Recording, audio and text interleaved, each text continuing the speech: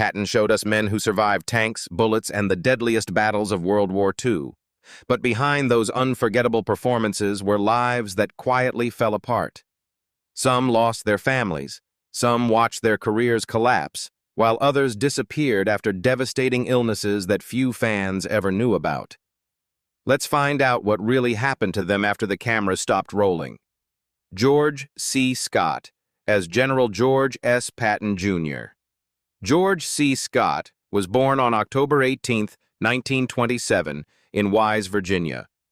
At 43 years old, he portrayed General George S. Patton, Jr., the brilliant, fearless, and controversial American commander whose leadership shaped the Allied advance during World War II in Patton, 1970. The performance earned Scott the Academy Award for Best Actor, but instead of celebrating, he shocked Hollywood by refusing the Oscar outright, calling the ceremony a 2-hour meat parade and rejecting the idea of actors competing against one another. The decision instantly became one of the most controversial moments in Academy Awards history. Beyond Patton, he built an extraordinary career through acclaimed performances in Dr. Strangelove, 1964, The Hustler, 1961, and The Changeling, 1980. Beside his career, his personal life was also far more turbulent. He married 5 times, including marrying actress Colleen Dewhurst twice, and his long battle with alcoholism led to explosive confrontations, damaged friendships, and years of emotional instability. The years of heavy drinking and chain smoking eventually caught up with him. Sadly, George C. Scott died on September 22, 1999, at the age of 71 after suffering a ruptured abdominal aortic aneurysm. Although his life was marked by personal struggles, his fearless performances and uncompromising principles secured his place as one of the greatest actors in American cinema. Carl Malden as General Omar N. Bradley. Carl Malden was born on March 22, 1912, in Chicago, Illinois. At 58 years old, he played General Omar N. Bradley, Patton's calm, thoughtful, and disciplined military counterpart, in Patton, 1970. His quiet authority made Bradley the perfect balance to Patton's fiery personality. Yet the road to that success was anything but easy. As a teenager, Malden worked long hours in steel mills to help support his family, and 2 badly broken noses from sports permanently changed his appearance. Rather than letting his unconventional looks hold him back, he turned them into his greatest trademark. That determination led to an extraordinary career that included an Academy Award for A Streetcar Named Desire, 1951, another Oscar nomination for On the Waterfront, 1954, and later 4 years as president of the Academy of Motion Picture Arts and Sciences from 1989 to 1993. The same steadiness that defined his career shaped his private life as well. While many Hollywood marriages fell apart under the pressure of fame, Malden remained devoted to his wife, Mona Greenberg, for more than 70 years after their marriage in 1938, raising 2 daughters and building a reputation for humility, professionalism, and integrity. Carl Malden passed away peacefully from natural causes at his Los Angeles home on July 1, 2009, at the age of 97. His remarkable body of work and exemplary character continue to make him one of the most respected figures in Hollywood history. Carl Michael Vogler as Field Marshal. Erwin Rommel. Carl Michael Vogler was born on August 27, 1928, in Remscheid, Germany. At 42 years old, he played Field Marshal Erwin Rommel, the brilliant German commander known as the Desert Fox, whose strategic genius earned the respect of both allies and enemies in Patton, 1970. His composed performance strengthened his reputation as one of Germany's leading international actors. Yet the road that brought him to Hollywood had been shaped by far darker circumstances. Growing up during the collapse of Nazi Germany and the devastation of World War II, he belonged to a generation forced to rebuild their lives amid destruction and uncertainty. Those experiences gave him a quiet dignity that later defined many of his performances. He successfully crossed into international cinema with films such as Those Magnificent Men in Their Flying Machines, 1965, The Blue Max, 1966, and later the acclaimed television miniseries The Winds of War, 1983. Away from the spotlight, Vogler found the stability that many actors never experienced. He remained married to Maria Vogler for 56 years after their wedding in 1953, and together they raised 3 children while he continued working steadily across film, television, and the stage. On June 9, 2009, shortly after completing a public poetry reading in Austria, he suffered sudden heart failure and died at the age of 80. He is remembered as one of Germany's finest character actors, admired for bringing intelligence, elegance, and quiet authority to every role he played. Michael Bates as Field Marshal.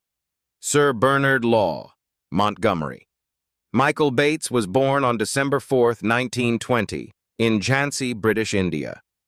At 50 years old, he portrayed Field Marshal Sir Bernard Law Montgomery, the disciplined British commander whose cautious military strategy constantly contrasted with Patton's bold and aggressive leadership in Patton, 1970. The role perfectly suited Bates, whose own military experience gave the character remarkable authenticity and helped make him one of the film's most convincing supporting performances. Yet his journey to the screen had begun on real battlefields rather than film sets. During World War II, Bates served as a British Army officer with the Gurkhas in Burma.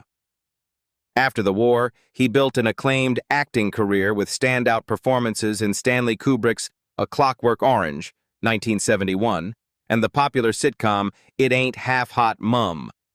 Ironically, that same sitcom later became controversial because his portrayal of the Indian character Rangi Ram was criticized for the use of brownface, a debate that continued decades after his death, despite the producers defending the casting.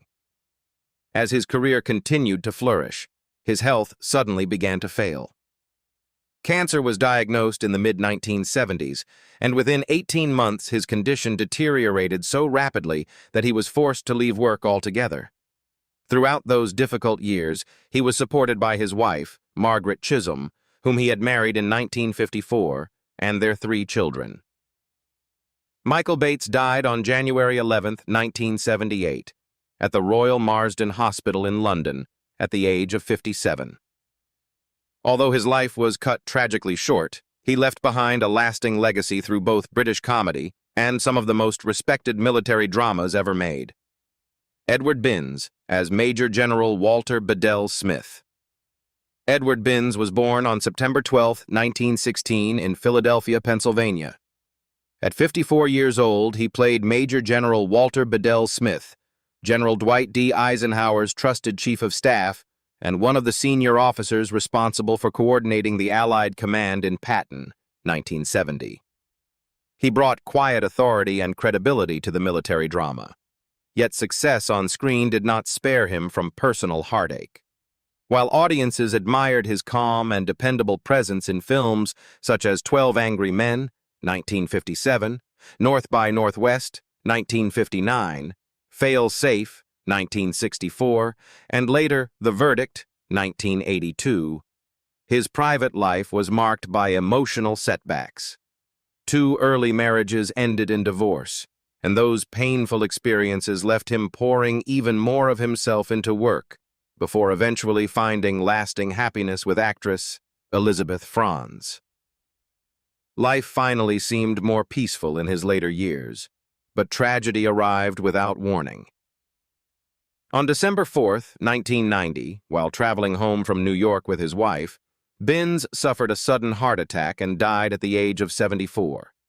Though he rarely stood at the center of the spotlight, Edward Binns built a remarkable legacy as one of Hollywood's finest character actors, earning admiration through decades of consistently outstanding performances. John Doucette as Major General Lucian K. Truscott. John Doucette was born on January 21, 1921, in Brockton, Massachusetts.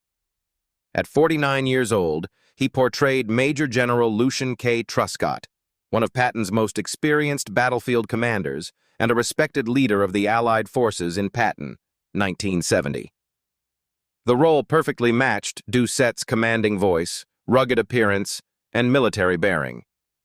Yet those same qualities also became the greatest obstacle of his career. Directors repeatedly cast him as soldiers, sheriffs, gunmen, and intimidating villains, leaving little room to demonstrate the remarkable range he possessed despite appearing in more than 280 film and television productions. Even so, he became a familiar face through classics including High Noon, 1952, The Big Country, 1958, True Grit, 1969, and dozens of acclaimed westerns and crime dramas. Away from the cameras, Doucette found the stability that often escaped many Hollywood actors. He shared a happy marriage with opera singer Catherine Sambles for more than 4 decades after they wed in 1948, raising 8 children together while balancing one of the busiest careers in the industry. Following Catherine's death in 1991, he began his own battle with cancer before passing away at his California home on August 16, 1994, at the age of 73. Today, John Doucette is remembered as one of the hardest-working and most recognizable character actors of Hollywood's golden age. Paul Stevens as Lieutenant Colonel Charles R. Codman. Paul Stevens was born as Paul Stephen Gattoni on January 17, 1921, in Los Angeles, California. At 49 years old, he portrayed Lieutenant Colonel Charles R. Codman, General Patton's loyal aide and trusted executive officer, who remained at his side throughout many of the campaign's most critical moments in Patton, 1970. His composed and dignified performance perfectly suited the role and introduced him to an international audience beyond television. Yet reaching that point had not been easy. Stevens began his career as a classically trained Shakespearean stage actor, but the transition to film and television proved far more difficult than expected. Struggling to adapt his theatrical style to the demands of the camera, he endured years of self-doubt and professional frustration before finally establishing himself through productions such as the long-running soap opera Another World, Battle for the Planet of the Apes, 1973, and The Mask, 1961. His career continued steadily until his health suddenly began to decline during the mid-1980s. Weakened by illness, Stevens developed severe pneumonia and died in New York City on June 4, 1986, at the age of 65. Although his life ended far too soon, he is remembered for bringing quiet intelligence and professionalism to every role he played. Morgan Paul as Captain Richard N. Jensen. Morgan Paul was born on December 15, 1944, in New York City, New York. At 26 years old, he played Captain Richard N. Jensen, one of the young American officers serving under General Patton during the Allied campaign in Patton, 1970. It helped launch a career that would eventually make him instantly recognizable to science fiction fans as Holden, the Blade Runner investigator who is shot during the unforgettable opening scene of Blade Runner, 1982. Yet success came only after years of sacrifice.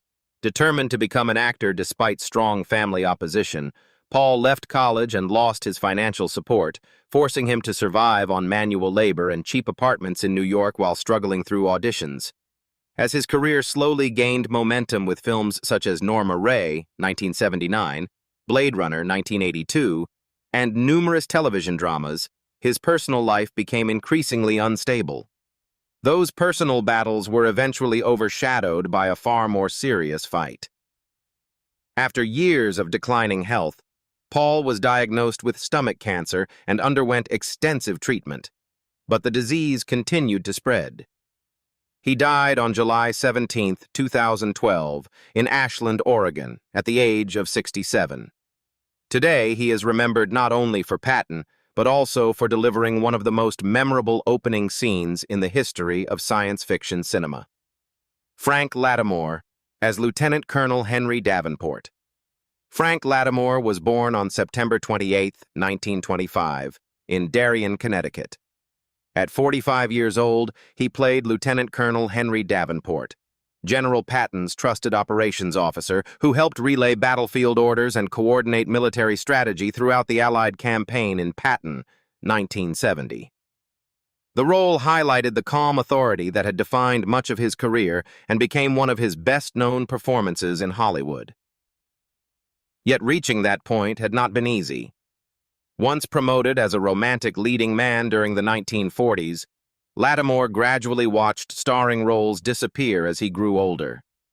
Rather than leave acting behind, he moved to Italy and Spain, rebuilding his career through European productions before earning recognition again in Purple Noon, 1960, alongside Alain Delon, and eventually returning to international audiences with Patton. Years of constant travel finally gave way to a quieter family life after his marriage to Paola Celli, who remained by his side through the later chapters of his career. Sadly, his final years were overshadowed by a private battle with cancer. Frank Lattimore died in London, England, on October 4, 1998, at the age of 73. For us, his career spanned more than 5 decades across American and European cinema, leaving behind a remarkable body of work. Michael Strong as Brigadier General Hobart Carver. Michael Strong was born on February 8, 1918, in New York City, New York. At 52 years old, he portrayed Brigadier General Hobart Carver, one of the senior American generals working alongside Patton as Allied commanders planned their advance across Europe in Patton, 1970.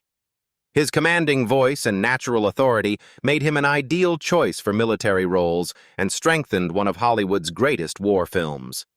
By then, Strong had already built an impressive reputation through memorable performances as Dr. Roger Corby, the brilliant scientist whose obsession turns him into the tragic villain of the classic Star Trek episode, What Are Little Girls Made Of?, along with appearances in The Twilight Zone, Mission Impossible, and The Untouchables. Away from the cameras, Strong experienced both heartbreak and renewal. His first marriage to Theda Kropf ended in divorce after raising 2 children together, but he later found happiness with actress Diane Shalett, who remained with him throughout his final years. Tragically, stomach cancer brought his long career to an early end. Michael Strong died in Los Angeles, California on September 17, 1980, at the age of 62.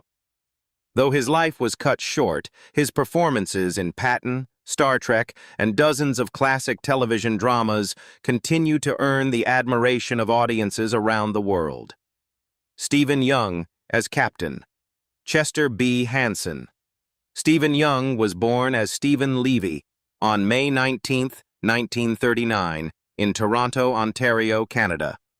At 31 years old, he played Captain Chester B. Hansen, General Patton's young military pilot and flight officer who accompanied senior commanders during wartime operations in Patton, 1970.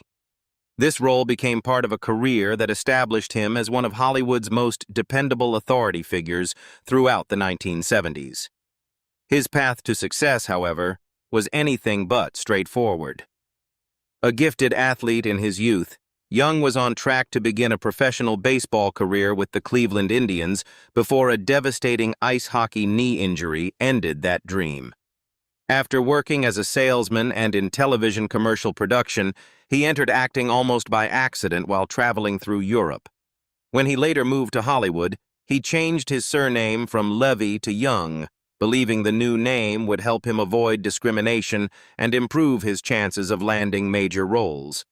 The decision paid off with starring roles in Judd for The Defense, 1967 to 1969, Seaway, 1965, Soylent Green, 1973, and The Silent Partner, 1978.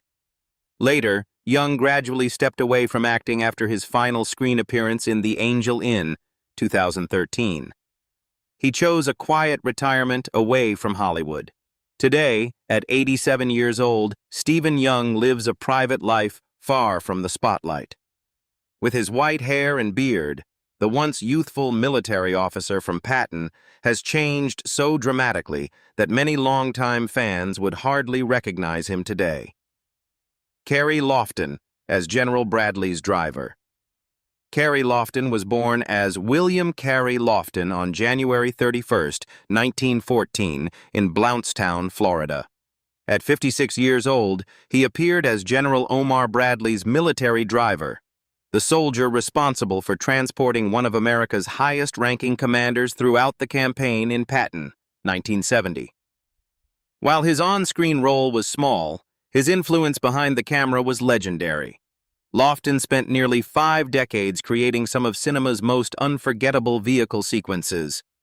Audiences may not have recognized his face, but they certainly witnessed his extraordinary driving in classics such as Bullitt, 1968, The Love Bug, 1968, Duel, 1971, The French Connection, 1971, Diamonds Are Forever, 1971, Vanishing Point, 1971, and Thunderbolt and Lightfoot, 1974. The physically demanding nature of stunt work meant Lofton spent decades risking his life behind the wheel, often performing dangerous high-speed sequences long before modern safety technology existed. Even so, he continued working well into his 70s before retiring in 1991. Away from Hollywood, he experienced both loss and renewal, losing his first wife, Dolores Arlene Brown, in 1966 before marrying Carol in 1975. Carrie Lofton died of natural causes in Huntington Beach, California on March 4, 1997, at the age of 83. Although audiences rarely knew his name, his fearless driving helped define some of the greatest action films ever made, earning him a lasting place among Hollywood's most respected stunt legends. Pat Zurica, as First Lieutenant Alexander Stiller. Pat Zurica was born on August 21, 1931, in Brooklyn, New York. At 39 years old, he played First Lieutenant Alexander Stiller, one of General Patton's young military aides who helped deliver orders and coordinate communications during the Allied campaign in Patton, 1970. Although his role was relatively small, appearing in the Academy Award-winning war epic became the most recognizable credit of his career. He later reunited with George C. Scott in The Last Run, 1971, and The Savage Is Loose, 1974, remaining a familiar supporting face in several of the actor's films. Despite working in only a handful of feature films, Zurica earned a reputation as a dependable supporting actor during the early 1970s. Rather than building a long Hollywood career, he stepped away from the screen after just a few productions, leaving behind a remarkably compact filmography.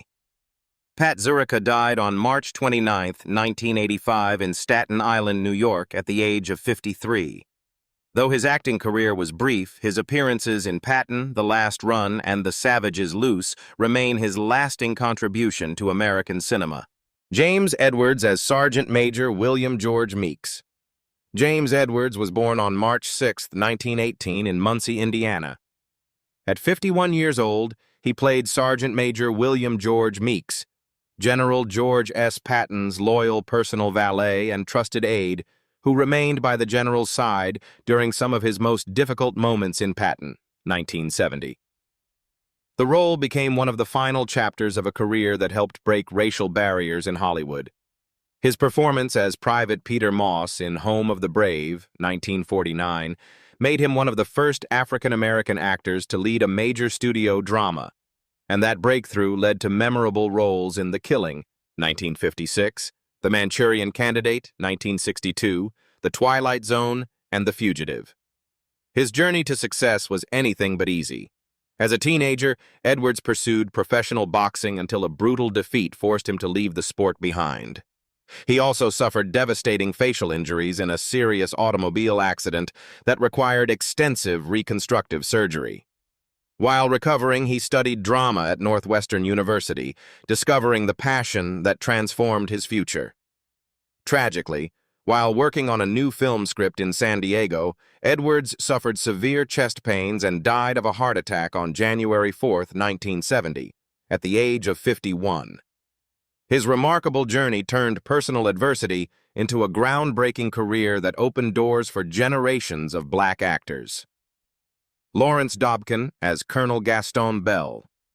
Lawrence Dobkin was born on September 16, 1919, in New York City, New York. At 51 years old, he played Colonel Gaston Bell, one of General Patton's senior officers who helped coordinate military strategy during the Allied campaign in Patton, 1970. The film became one of the highlights of a remarkable career that spanned more than 5 decades. Audiences also recognized him from the television series Mike Hammer, 1958, Klondike, 1960, and his appearances in Star Trek. Beyond acting, Dobkin built an equally respected career as a television director, directing episodes of The Waltons, The Mod Squad, Kojak, and Star Trek: The Next Generation. His professional success was accompanied by a complicated personal life. Dobkin experienced 2 divorces before finding lasting happiness with actress Anne Collins, whom he married in 1972. The couple remained together for the final 30 years of his life while raising their family. Even as his acting career slowed, he continued directing television and remained an admired figure behind the camera. Lawrence Dobkin died of heart failure on October 28, 2002 in Los Angeles, California, at the age of 83, leaving behind a legacy that extended far beyond his memorable role in Patton. David Bower as Lieutenant General. Harry Buford.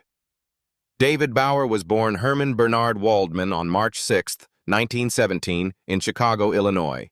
At 53 years old, he played Lieutenant General Harry Buford, one of General Patton's senior military commanders who helped oversee key Allied operations in Patton, 1970. The role added another distinguished credit to a career that stretched across stage, film, radio, and television. Audiences also recognized him from The Spy Who Came In From the Cold, 1965, the James Bond films You Only Live Twice, 1967, and Diamonds Are Forever, 1971, as well as popular British series including The Saint, The Avengers, and The Prisoner. His journey to success was marked by setbacks as well as reinvention. After appearing before the House Un-American Activities Committee during the Hollywood blacklist era, Bower found his career severely damaged and was forced to abandon his original stage name, eventually rebuilding his career in Britain under the name David Bower. He married actress Stella Tanner in 1960, and the couple remained together while raising their daughter until his death. Tragically, Bower suffered a fatal heart attack at his London home in February 1973, passing away at just 55 years old, leaving behind a respected career on both sides of the Atlantic. So, which member of the Patton 1970 cast surprised you the most after seeing how much they changed over the decades? Share your favorite actor in the comments. And don't forget to like, subscribe, and join us for more Then and Now 2026 journeys through Hollywood's greatest classics.